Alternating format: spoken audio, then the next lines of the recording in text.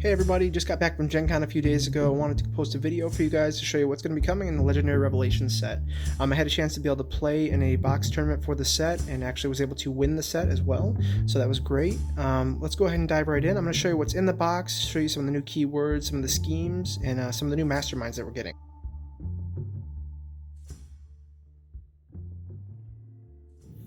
Now for this set, there are going to be 3 new keywords that you need to learn in order to be able to play the new cards. The first one is Hyperspeed. Now Hyperspeed is interesting because it allows you to send cards from the top of your deck into the discard pile, and then you get the number of attack points based on how many were discarded that have attack point icons. It's kind of like Berserk in the X-Men set, but it's a little bit different in that it's not how many attack points they had, but instead it's based on how many of them had attack points in the first place. Now the other one you can do is sometimes on certain cards you can use recruit points instead. So you'll be able to pick either attack points or recruit points based on what the card says. Now the second word we have is Dark Memories. Dark Memories is interesting because it's kind of like Captain America's cards in that you get to add attack points based on how many different classes you have. Instead of it being in your hand like Captain America's cards from the base set, it's going to be the number that are in your discard pile. So it can be really useful. It can really increase the number of cards that you have, number of attack points that you have, especially with cards such as Ronin's Rare, which gives you like double Dark Memories. Now, Last Stand is interesting because it's based on the concept of a hero fights hardest when they have their backs to the wall. Okay, so the number of empty spaces in the city, you get +1 for each of those. Okay. Now, another new aspect to the game that's been added is something called locations. This is something that I really took to and really enjoyed when I played in the box tournament and in my own solo games. Locations are something that are going to be placed on the board, but they're kind of like, there's one set that are henchmen, and it's like the Hydra base, and then there's another one that are in the different villain groups. So it's really interesting. It adds a nice twist to it, and they get specific effects based on if there's a villain in there or based on other factors. So. Now, let me see, some of the interesting things about the schemes are, we have double-sided schemes now. So it's kind of like in World War Hulk, where things are transforming. The schemes, if they meet the specific requirements, also transform now, and they do something new. So it's really interesting. It's the House of M1, the one that Scarlet Witch is transforming scheme, basically reminds me of the Phoenix one. So it's really the thing that I was most excited about this set is the fact that the schemes are going to be transforming now. So it's a really interesting twist on the game. So when you meet a specific condition, the scheme is going to transform, and then there's going to be a specific thing that you're going to encounter with that. So the first one that's pretty cool is the Earthquake Drains the Ocean. It's 11 twists. There are 2 extra low tide city spaces on the left side of the city, so the city has 7 spaces total. That would be special rules. Now for a twist, the tide rushes in, the scheme transforms. So what happens is that the scheme will then turn over, and this will now be the scheme. In the low tide, bridge and street cities spaces no longer exist. The city has 3 spaces total. Put this scheme on the street to mark the edge of the city. Villains in destroyed city spaces escape starting from the left. So twist, when the tide rushes out, the scheme transforms again. Then you play another card from the villain deck. And evil wins when 3 villains per player have escaped or the villain deck runs out. So it's really important in this scheme to be able to keep the city empty. The one that I was really excited about too is the House of M1, and this is the promo version that they were giving out at Gen Con. And so it's 8 twists. It reminds me a lot of the Phoenix scheme, the one where you have to incorporate Jean Grey into the deck. So each Scarlet Witch in the city that's part of the hero deck is +3. And when you fight one, you get to gain it as a hero. And when it's a twist, you K all expend heroes from the HQ if there are at least 2 Scarlet Witches cards in the city, and this scheme transform. Otherwise, play another card from the villain deck. All right, and so when it transforms, this is what it looks like on the other side. Scarlet Witch, for each Scarlet Witch in the city is a villain with attack equal to its cost +4. If you fight one, gain it as a hero. And the twist is K all expend heroes from the HQ, play another card from the villain deck. And evil wins when the number of non-gray heroes in the KO pile is 10 plus double the number of players. So when I played this scheme a few times, the key was to make sure that we got as many Scarlet Witches out of the city as possible. That way this scheme never has a chance to actually transform. Because as soon as it does, we're going to lose. And then we have Secret Hydra Corruption. And this one is 30 officers in the shield officer stack. 1 player, 7 twists, and then of course they list them for each player. The special rules are officer stack next to the scheme are Hydra sympathizers. You may pay 3 recruit to have the player of your choice gain 1 of them as a hero. For each twist in the KO pile, put a card from the shield officer stack next to the scheme. Then this scheme transforms. Now, on the opposite side, on the transform side, what happens is that the officers are then needing to be purchased via attack points. When you fight one, return it to the officer stack and KO one of your heroes. Now, evil wins when there are 15 officers next to the scheme or when the shield officer stack runs out. So really fun. And this is the one we played in the box tournament, was the Korvac Saga. In 8 twists, each player must discard down to 4 cards or KO a bystander from their victory pile to search for the Korvac entity. This scheme then transforms. And when it transforms, the special rules are this scheme counts as a 19 attack Korvac villain with 9 victory points. If you defeat Korvac, KO the mastermind and all of its tactics. So therefore you win the game. Schemes 2, 4, and twists 2, 4, and 6, each player discards an Avengers hero or gains a wound, and the scheme transforms. And then twist 8, evil wins. Now the masterminds in this set are really great. That's one of my favorite things about this set, actually. The Hood was the mastermind, of course, that we used in order to play the box tournament, and we actually didn't hit it once, just because, of course, the strategy in a box tournament is to accumulate the most points and not to specifically win the game based on the actual requirements. Now, Hood has Dark Memories, and the Master Strike is each player reveals the top 6 cards of their deck, discard all non-gray heroes revealed, and put the rest back in any order. So this can be actually really useful to you as well if you are trying to stack your deck for hyperspeed, because you can decide what order they go in afterwards. So, of course, here are some of the actual tactics that you're going to encounter. So I'm going to let you look at these. One of the masterminds that I've actually been waiting quite a while for is the Mandarin. So ever since that Iron Man 3 fake out, I've been excited to have this in the game, and finally we do have it. So especially with War Machine at the same time, so it's really nice. Now Mandarin is really cool because it's kind of like Thanos in that the Mandarin gets -1 for each of the Mandarin rings that you have in your victory pile. So instead of it being like an Infinity Stone that's played as an artifact, it's just part of your victory pile instead. And each Mandarin ring gets +1. So that means that your henchman group, instead of being a base attack of 3, is going to be 4. Now, the Master Strike for this card is each player chooses a Mandarin ring from your victory pile to enter the city, and any player who doesn't have a ring gains a wound. There's also an epic side to this mastermind, which makes it significantly tougher, but it's still pretty achievable. Now, the Mandarin rings get +2, so they're base attack of 5, and the Mandarin, for each one that you have in your victory pile, he gets -2 attack, but he starts at 26, so that's significantly tougher. Now, each of these mastermind tactics are pretty interesting, but the nice thing is that one of them is also a location, and so it'll enter the city as a location with the effect of whenever you fight a villain here, each other player reveals their hand and KOs one of their non-gray heroes. So it's really nice to have this one off the field as quickly as you possibly can. So let me show you each of these real quick. So each other player reveals a tech hero or puts a Mandarin ring from the victory pile into the escape pile. Each other player without at least 2 Mandarin rings in their victory pile gains a wound, and draw a card for each Mandarin ring in your victory pile. This is probably my favorite mastermind of the 3. His name's Grim Reaper, and the best thing about this mastermind is that whenever you fight one of them, each of the tactics has a secondary effect that actually makes it so that that tactic becomes a location in the city. And for every location, Grim Reaper gets +1, or if you're playing the epic side, he gets +2. So some of the effects are, if this is not already a location, draw 3 cards, and this card enters the city as a location. And then they also have an effect as a location in the city. So whenever you fight a villain here, each other player KOs a bystander from their victory pile. Whenever you fight a villain here, each other player reveals their hand and discards a non-gray card. Whenever you fight a villain here, another player gains a wound, and whenever you fight a villain here, each other player puts a villain from their victory pile into the escape pile. So really fun, really cool to play again. Now we're going to move into some of the villain groups that you're going to have. The first villain group we're going to talk about is Lethal Legion. It has 4 primary villains, but then it has 4 locations as well, and each of these locations correlate to a specific villain. So for example, M'Baku relates to the cult, which of course has the gorillas on it, and if there's a cult location out, he gets +3. And the cult location says, whenever you fight a villain here, each other player reveals their hand and discards a card. So for example, let's say that the cult location is right here, and M'Baku moves into this area. If you fight M'Baku here, you have to discard a card, discard a tech card, and then you have to discard another tech card if you have it. Now the second one we have is Living Laser, and Living Laser is kind of like M'Baku in that it gets +3 while there's a maze location in the city. So here's the laser maze, and the laser maze says, whenever you fight a villain here, each other player reveals a ranged hero or gains a wound. The third one is Power Man, So just like the other two, +3, then it relates to the Raft prison. And whenever you fight a villain here, each other player puts a villain from their victory pile into the escape pile or gains a wound.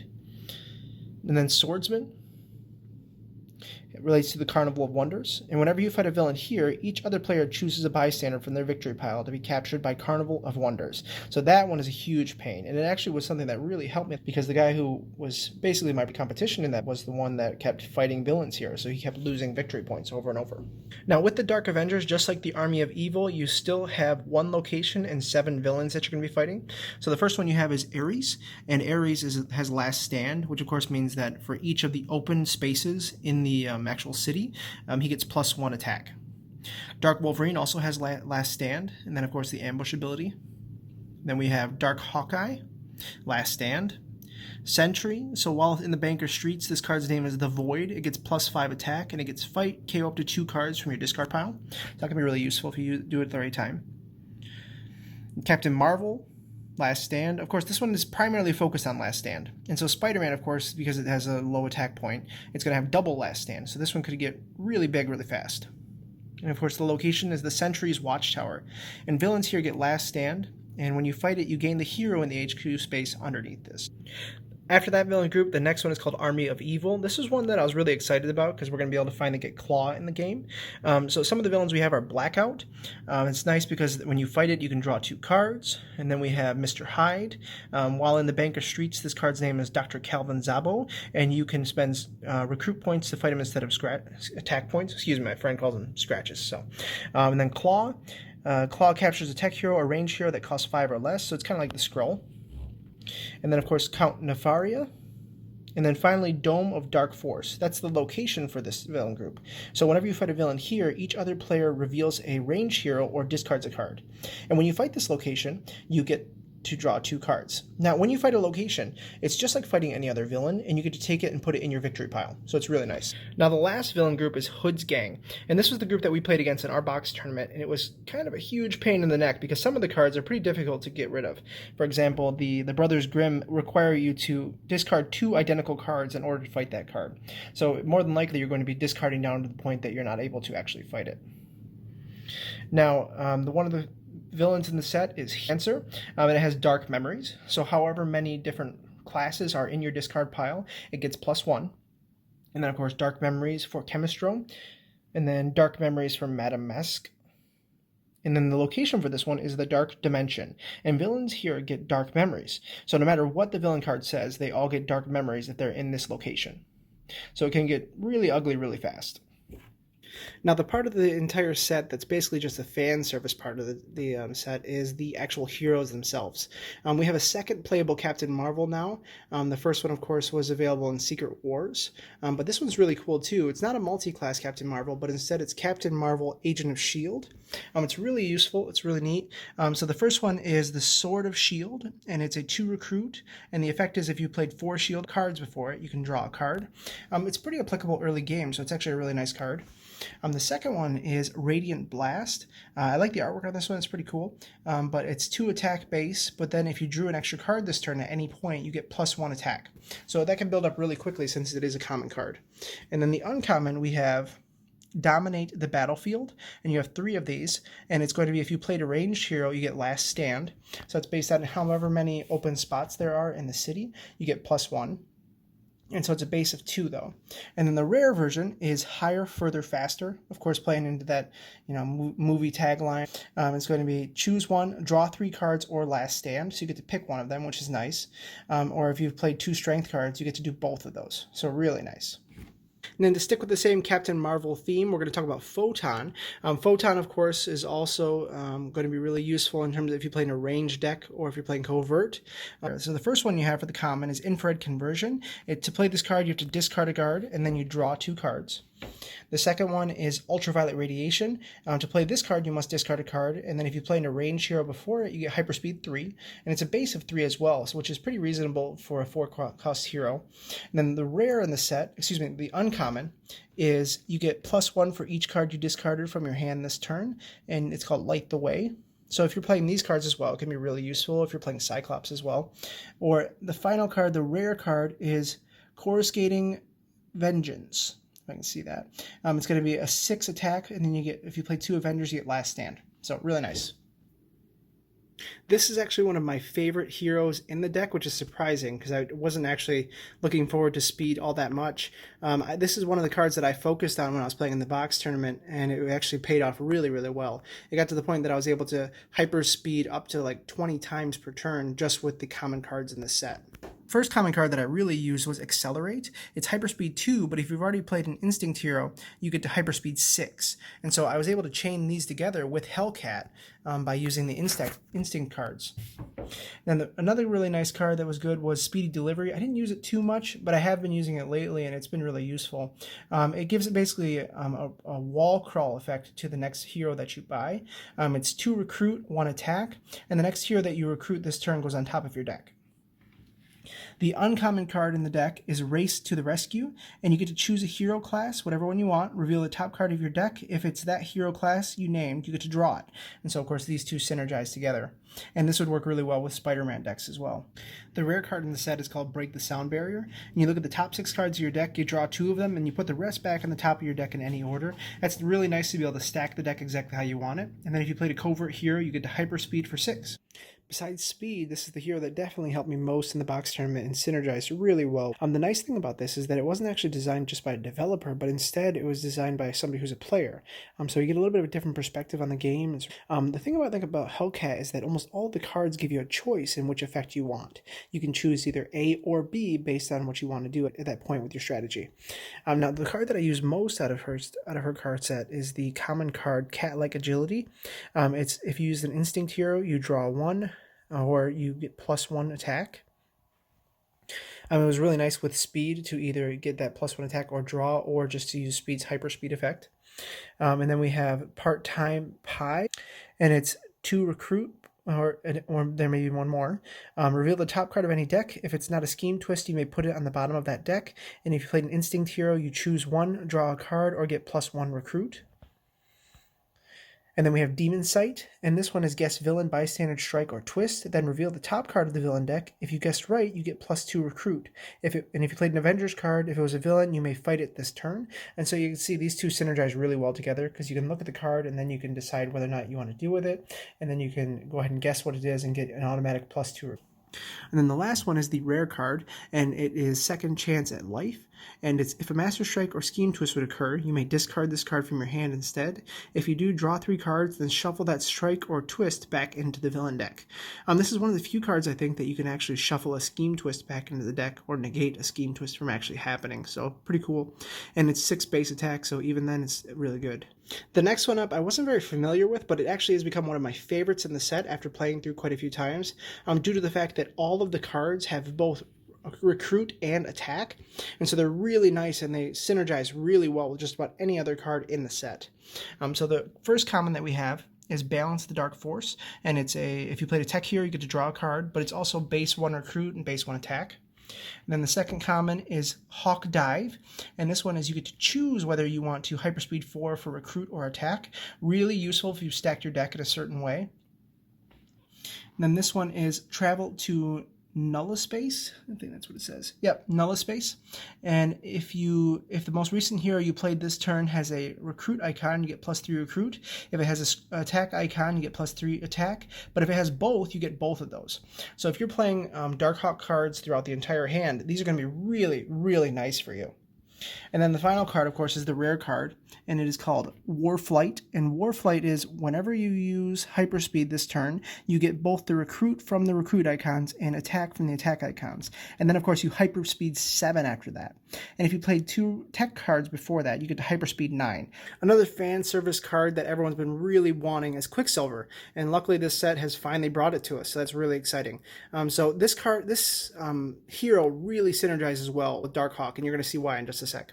So the common that it has is it's called Too Fast to See, and it is Hyperspeed 3 for recruit. But if you've already played an insight hero, instead you Hyperspeed for 3 for both the recruit and the attack. And so if you've already played Darkhawk cards, you're going to find that all of the Darkhawk cards have the same thing. So you're going to get the recruit and attack from each of those. And then the other common card we have is Perpetual Motion, and it's going to be if you played a strength hero, you get Hyperspeed for 4. Found it pretty useful. It's not incredible. I prefer this common. And then the uncommon card we have is Jittery Impatience. And this one is a 2 recruit, 2 attack card. It is 6, but it's pretty good. Look at the top card of your deck, discard it or put it back. If you already played an Insight hero, you may KO the card that you discarded this way. Can never remember Insight for some reason. Instinct, excuse me. And then we have Around the World Punch. And this one I found to be extremely good, especially late game, if you have the chance to be able to use it with its full effect. What you do is you hyperspeed your entire remaining deck, and so you'll get attack points based on however many cards in your deck have attack points. I had roughly 32 attack points in my deck, so I hyperspeeded the entire deck, and I was able to have 32 attack just from this card. Now, if you played 4 Avengers, before you do that, you get to put your discard pile on top of your deck. So it's like you're going to be hyperspeeding through the entire thing.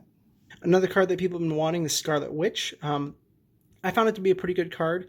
It seems like the costs are a little bit cheaper, I think, due to the fact that it's tied into the scheme and that gets, plus attack based on however many points it is to recruit. So it would be way too expensive to have some of these be uncommon cards to be 6 cost.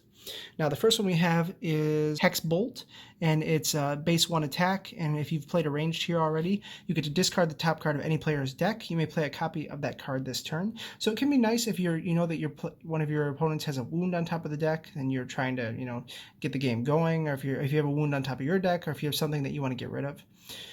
The second common I have is Alter Reality. It's a 2 recruit and it has 0 attack. If you reveal the top card of your deck, you discard it or put it back. If you already played a covert hero, you get Dark Memories as well.